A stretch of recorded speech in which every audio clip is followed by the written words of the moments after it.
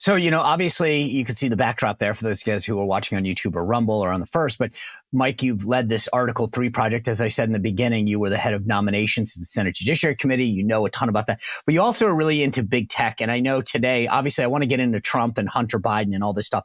But I couldn't help but think, wow, what a perfect day to have you on, because the Supreme Court today has these two cases regarding big tech censorship and free speech. What's going on there, and what kind of an impact could this have? Well, I guess the issue is whether states can outlaw social discrimination, viewpoint discrimination on social media platforms. We saw some conservative states say that it's not fair. You have these government-sponsored monopolists, Google, Amazon, Facebook, and Apple, the big tech monopolists. They get antitrust amnesty, or they did for many, many years. They get Section 230 immunity, which is government-sponsored speech. And the states are saying that you can't discriminate against conservatives and Christians and others with whom you disagree on these platforms. And so the big tech platforms have sued and said that these states are violating the platform's First Amendment rights.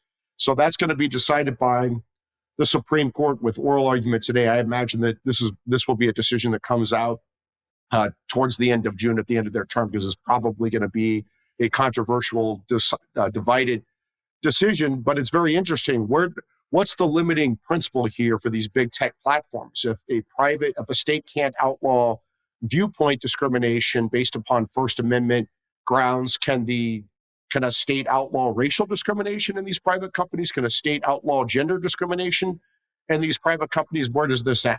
Right. And I think the other thing that's interesting is, I know like Utah and a couple other states have tried to limit how old you can be to get on them, right?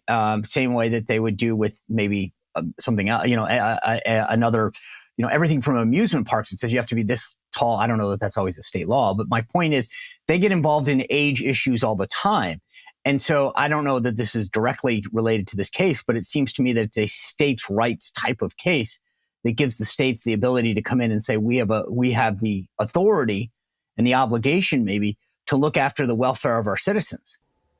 Yeah, I mean, like I said, the people who are trying to protect big tech here are going to open up a Pandora's box with states not being able to enforce their discrimination laws outside of the social media viewpoint discrimination context. If hypothetically the states were to prevail in this, would this be something, I always think like in cars, you have the California emissions, and a lot of times car makers will do things because it's like, well, if we're going to have to do this for California, we might as well do it for, the rest of the country. And I know, like in the case of books, textbooks, Texas is like the largest purchaser of books. And so a lot of times the textbook companies will say, well, if Texas is making us do this with respect to these books, we might as well just do it for the rest of the country, right?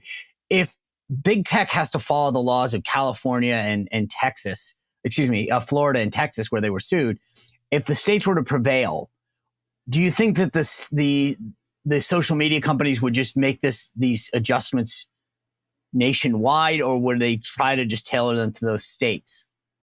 I imagine, you're saying, is there going to be like a California admissions standard that they use for social media? But the problem is that these social media platforms can geolocate their users, right? Okay. They know exactly where their users are. And they do this now in various countries. If you're in a country that doesn't allow certain things on their platforms, they block them. The social media companies will block those things on those platforms when you're in those countries. They know where your location is. I think it's not like the car companies where they'd have to build 50 different cars for 50 different states. It's very easy for the social media companies to micro-target you based upon your geolocation. All right.